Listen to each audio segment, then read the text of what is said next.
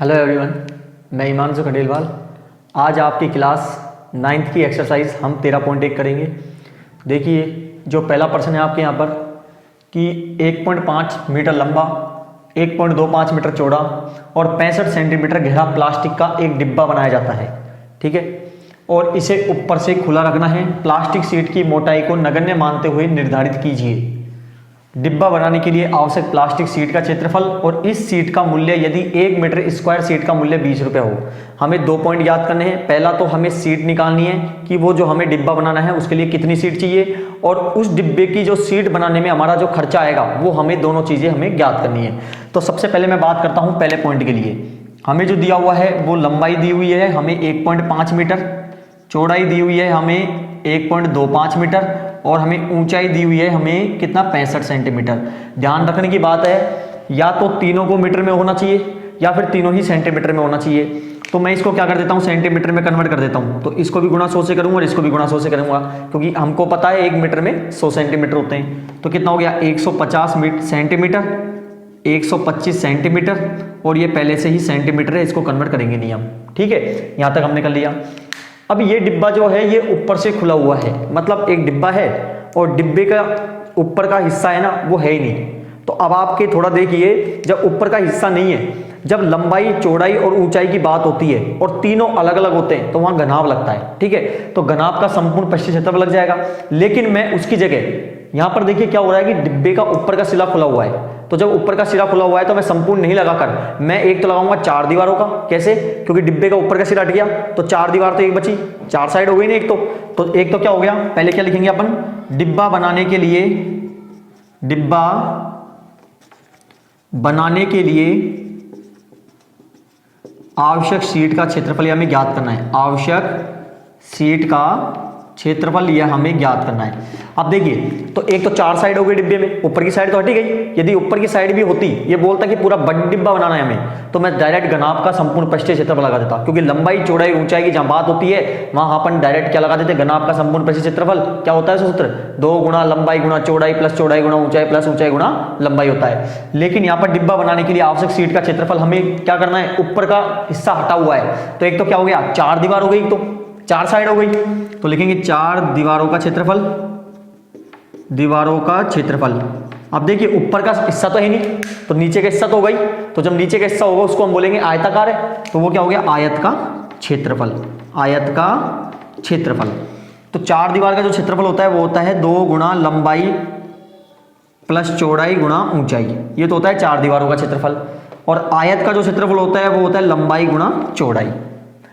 ठीक है, एल यानी लंबाई होती है, बी यानी लेंथ बोलते हैं इंग्लिश में, बी यानी ब्रेथ चौड़ाई, और एच यानी ऊंचाई हाइट। ठीक है, अब देखिए, तो 2 गुणा लंबाई कितनी है 150 प्लस 125, चौड़ाई 125 है, गुणा ऊंचाई कितनी है 65, प्लस लंबाई गुणा चौड़ाई 150 गुणा 125। अब इनको गुणा कर देते हैं हम। पहले 2 गुणा 150 प्लस 125 कितना होता है 275 गुणा 65 प्लस 150 गुणा 125। अब हम तीनों को गुणा करेंगे, 2 गुणा 275 गुणा 65। तो जब आप इसको गुणा करोगे तो आपके पास आएगा 35,750 प्लस, और 150 को हम 125 से गुणा करेंगे तो हमारे पास आएगा 18,750। ठीक है, इन दोनों को हम जोड़ देते हैं, तो जोड़ते हैं 0, 5 5 10, 7 7 14 1 15, 8 5 13 1 14, 3 और 1 4 और 1 5, तो 54,500 सेंटीमीटर स्क्वायर। ध्यान रखना, जब भी क्षेत्रफल ज्ञात करोगे हमेशा स्क्वायर लगेगा। शर्त है या तो मीटर है तो मीटर के ऊपर इसका लग जाएगा, या सेंटीमीटर है तो सेंटीमीटर के ऊपर इसका लग जाएगा। तो हमने क्षेत्रफल ज्ञात करा तो क्या लग जाएगा, सेंटीमीटर स्क्वायर यहाँ पर हो गया। अब आप देखिए जो सेकंड पॉइंट है आपका, वहां पर बोल रहा है कि पहला पॉइंट हमने ज्ञात कर लिया कि ये क्या बोल रहा था, हमें बतानी थी ओनली प्लास्टिक कितनी जरूरत पड़ेगी हमें। तो हमें पता चल गया 54,500 सेंटीमीटर स्क्वायर की जरूरत पड़ेगी। इस सीट का मूल्य ज्ञात करो यदि 1 मीटर स्क्वायर सीट का मूल्य 20 रुपए हो।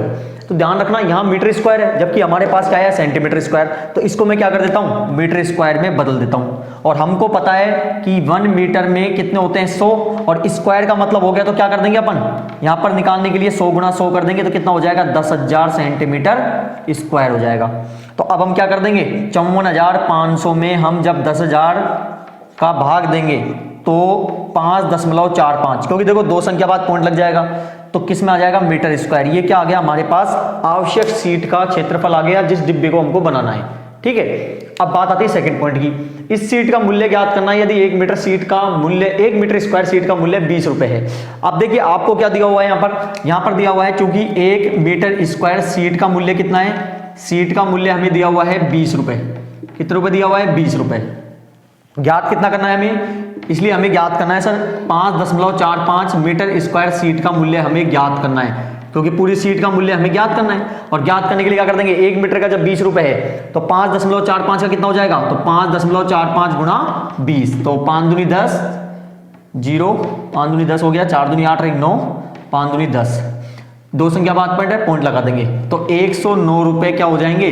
अतः जो इस सीट को बनाने के लिए जो खर्चा आएगा वो कितने रुपए का खर्चा आएगा, 109 रुपए का खर्चा आएगा। तो ये हमारा क्या हो गया, पहले पॉइंट का, पहले का आंसर क्या हो गया, पहले पॉइंट का 5.45 मीटर स्क्वायर, ये तो सीट चाहिए हमें, और दूसरा इस सीट को बनाने के लिए जो खर्चा आएगा वो 109 रुपए आएगा। ये हमारा दोनों आंसर आ गए। ठीक है, देखिए प्रश्न नंबर 2, ये बिल्कुल प्रश्न नंबर जो हमने 1 किया था ना उसकी तरह ही है। एक कमरे की लंबाई, चौड़ाई और ऊंचाई 5, 4 और 3 मीटर है। 7.50 रुपए प्रति मीटर स्क्वायर की दर से एक कमरे की दीवारों और छत पर ही सफेदी करानी है। अब इसका मतलब क्या समझे, हमारी जो फर्श होती है ना, फर्श, उस पे कोई भी पेंट नहीं करना है। ठीक है, तो 4 दीवार हो गई और एक छत हो गई। तो सेम प्रश्न पहले की तरह बिल्कुल क्वेश्चन ही होगा। कैसे, देखते हैं। सबसे पहले हमें जो दिया हुआ है वो लिखते हैं। हमें दिया है लंबाई, चौड़ाई और ऊंचाई, ये तीनों चीज हमें दी हुई है। लंबाई 5 मीटर है, 4 मीटर और ये है 3 मीटर।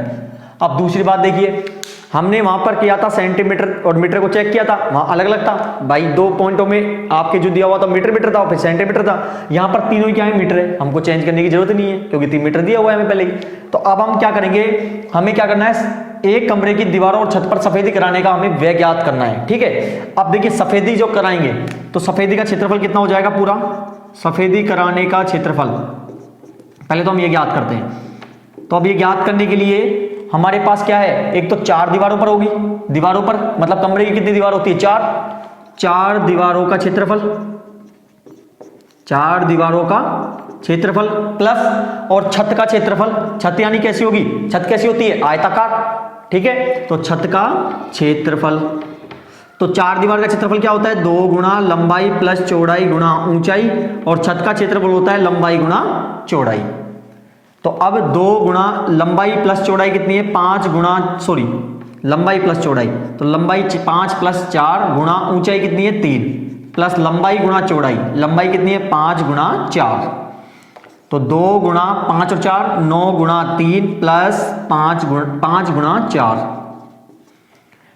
2 9 में 18, 18 3 54 प्लस 5 चौके 20, तो कितना आ गया 74। अब देखिए मीटर है, मीटर क्षेत्रफल ज्ञात करा है और मैंने बताया था क्या लग जाएगा, स्क्वायर लग जाएगा। तो ये हम यहां तक निकालिए, क्षेत्रफल निकालिए। अब ये क्या बोल रहा है, इस पर जो दर आती है, जो खर्चा आता है वो 7.5 रुपए प्रति मीटर स्क्वायर की दर से खर्चा आता है इस कमरे की दीवार पर पेंट कराने का, सफेदी कराने का। तो हमें क्या करना है, कुल खर्चा ज्ञात करना है जो 74 मीटर स्क्वायर के लिए आएगा। तो अब हम क्या करेंगे, चूंकि 1 मीटर स्क्वायर क्षेत्रफल पर सफेदी कराने का खर्चा, सफेदी कराने का व्यय या खर्चा कितना आता है, 7.50 रुपए, यानी कि 7.5 रुपए आते हैं। तो अब देखिए, इसलिए हमें कितना चाहिए, 74 मीटर स्क्वायर क्षेत्रफल पर सफेदी कराने का खर्चा या व्यय वो कितना होगा भाई, 1 मीटर स्क्वायर के लिए होता है 7.50, तो 74 मीटर स्क्वायर के लिए कितना होगा, 74 गुणा 7.50। तो हम इसको जब गुणा करेंगे तो आपके पास आएगा 555 रुपए। पॉइंट के बाद 0 0 आएगी, इनको वैल्यू होती नहीं है। तो ये हमारा क्या हो गया, सेकंड पॉइंट का आंसर हो गया। एक बार वापस रिपीट करता हूं, एक कमरे के लिए लंबाई, चौड़ाई, ऊंचाई दी हुई है आपको। अब जब तीनों चीजें दी हुई है और क्या बोल रहा है, सफेदी करानी है, और सफेदी कहां होगी, दीवार पर और छत पर होगी। तो दीवार और छत पर हो रही है, मतलब नीचे फर्श पर नहीं है। तो 4 दीवारों का क्षेत्रफल और छत का क्षेत्रफल हमने लगा दिया। इसको सोल्व करा तो हमारे पास आ गया 74 मीटर स्क्वायर। ये हमारे पास टोटल एरिया आ गया, जिसके लिए हमें क्या करना है, सफेदी कराना है। तो अब क्या बोल रहा है आपसे, इस सफेदी कराने के लिए 7.50 रुपए प्रति मीटर स्क्वायर की दर से खर्चा आता है। तो 1 मीटर के लिए कितना खर्चा आता है, 7.50, और तो फिर 74 मीटर स्क्वायर के लिए खर्चा कितना आएगा, 555 रुपए आएगा। ये हमारा सेकंड पॉइंट का आंसर हो गया। ठीक है, अब देखिए प्रश्नावली 13.1 का आपका प्रश्न नंबर 3। किसी आयताकार होल के फर्श का परिमाप 250 मीटर है।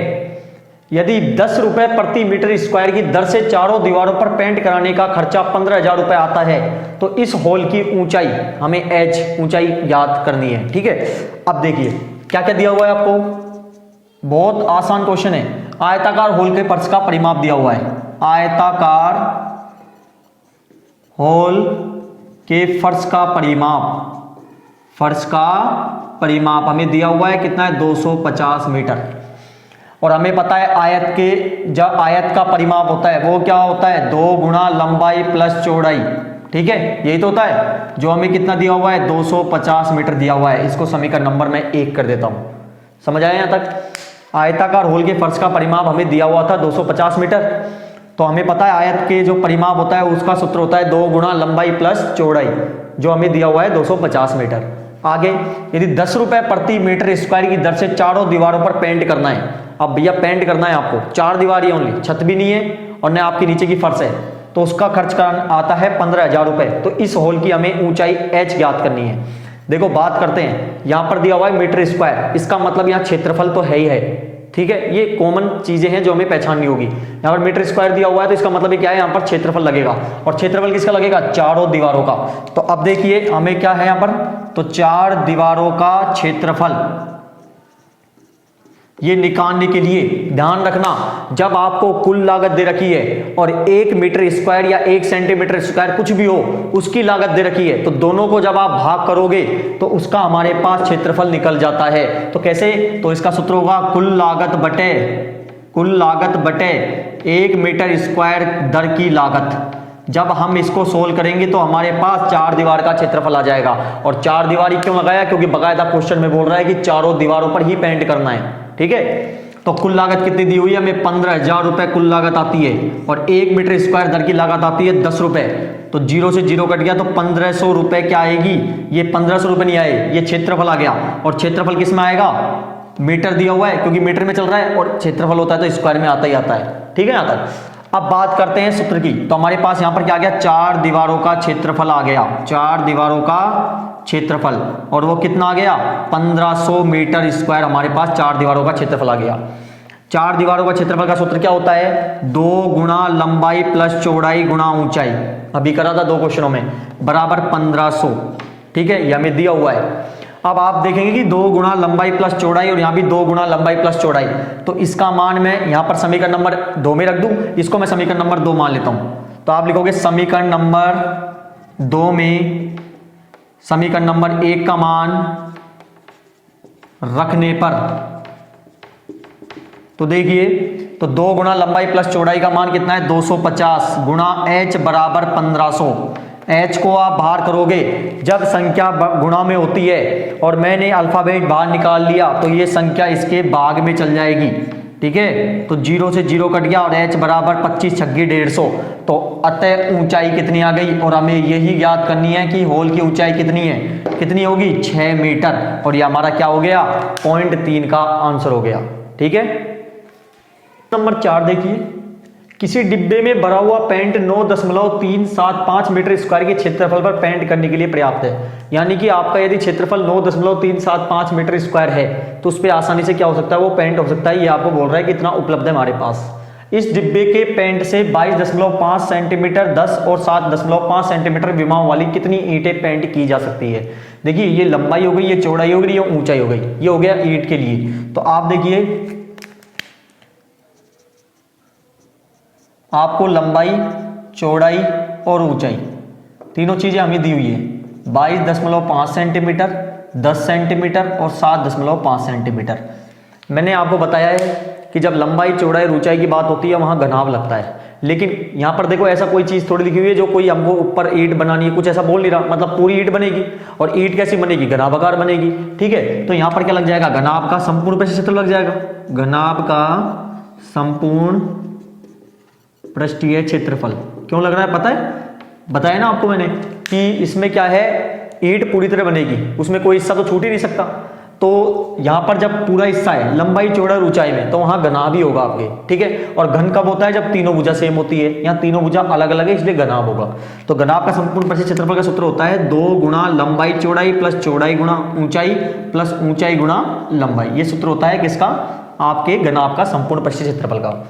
तो 2 गुणा लंबाई है 22.5 गुणा चौड़ाई है 10 प्लस चौड़ाई गुणा ऊंचाई 10 गुणा 7.5 प्लस ऊंचाई गुणा लंबाई, ऊंचाई है आपके 7.5 गुणा लंबाई है आपके 22.5।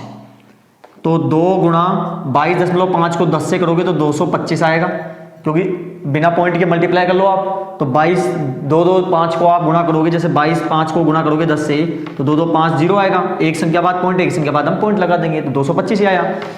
इसी प्रकार यहाँ पर कितना आएगा? 75 आएगा। और 22.5 को 7.5 से आप जब करोगे तो आपके पास आएगा 168.75। ठीक है। तो 2 गुणा, तीनों को अब क्या कर देंगे हम? जोड़ देंगे, 225, 75 और 168.75 को। तो जब आप जोड़ोगे आपके पास आएगा 468.75। ठीक है। अब दोनों क्या करेंगे? गुणा करेंगे। 5 दूनी 10, 7 दूनी 14, 1 15, 8 दूनी 16, 1 17, 6 दूनी 12, 1 13, 4 दूनी 8, 1 9। 2 संख्या बाद पॉइंट है, 2 संख्या बाद हम पॉइंट लगा देंगे। तो यहाँ पर ये आपके आ गया। ये क्या आ गया? हमारे जो ईंट का क्षेत्रफल है वो आया। ये ईंट का क्षेत्रफल है। ठीक है, ये हमें ज्ञात करा है अभी तक।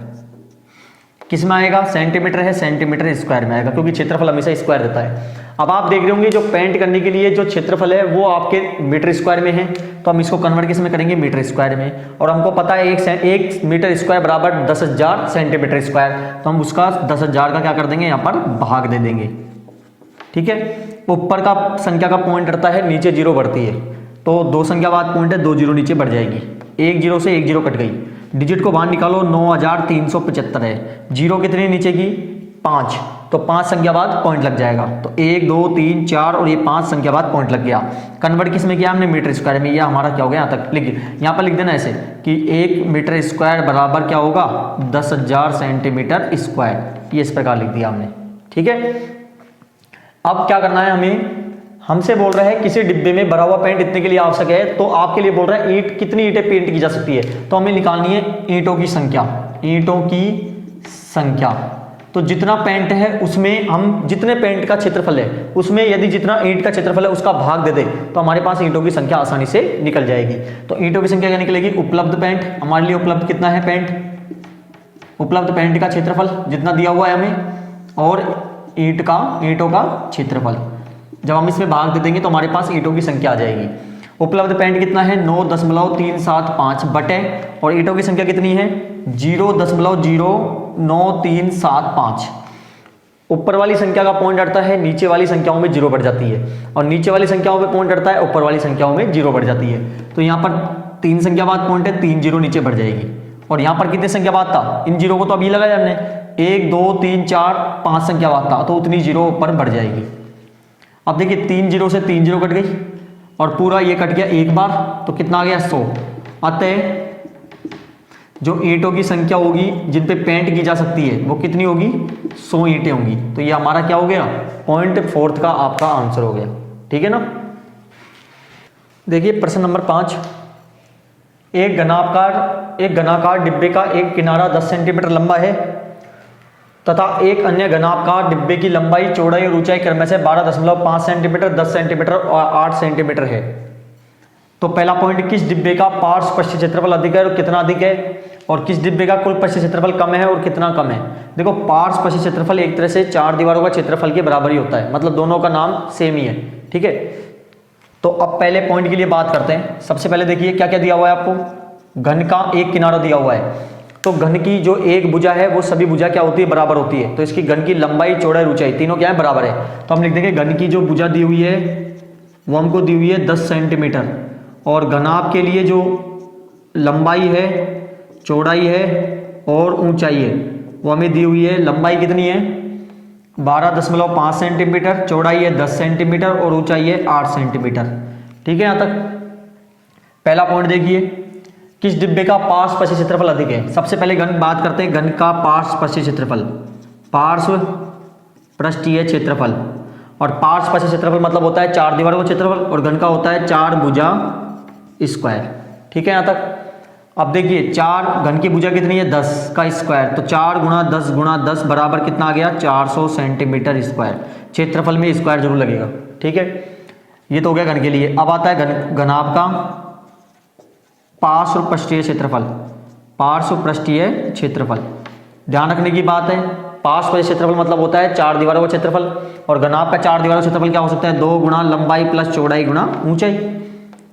तो 2 गुणा लंबाई कितनी है, लंबाई है 12.5 गुणा चौड़ाई 10 प्लस और गुणा ऊंचाई कितनी है 8। तो 2 गुणा 12.5 प्लस 10 कितना हो गया 22.5 गुणा 8, सबको गुणा करोगे 360 सेंटीमीटर स्क्वायर। ये हमारे पास घनाभ का पार्श्व क्षेत्रफल आ गया।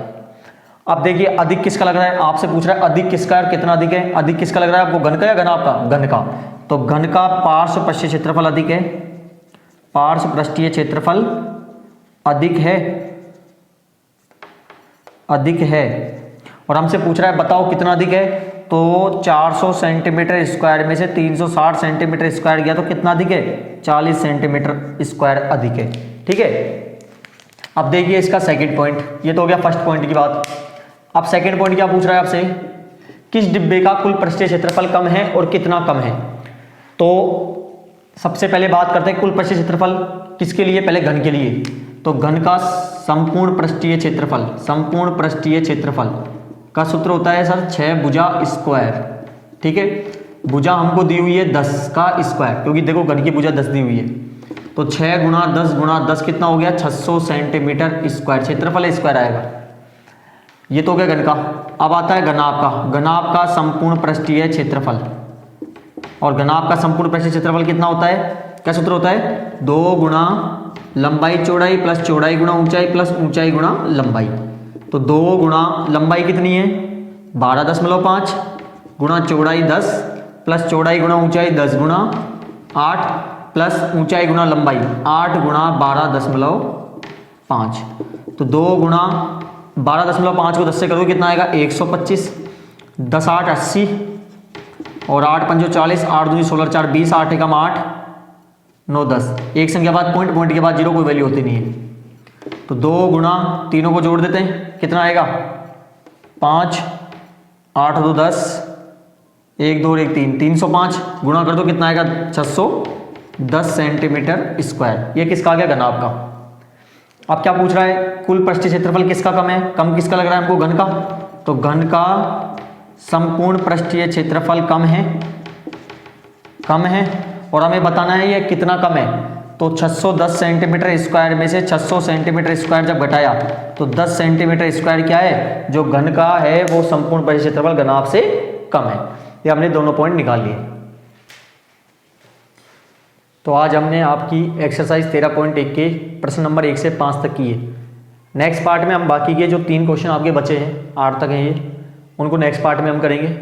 तो जिसने अभी तक सब्सक्राइब नहीं किया है प्लीज़ सब्सक्राइब करें, बेल आइकन का बटन दबाएं, जिससे आपको आगे आने वाली वीडियो का नोटिफिकेशन जल्दी से जल्दी मिलता रहे। वीडियो को ज़्यादा से ज़्यादा शेयर करें, लाइक करें। धन्यवाद।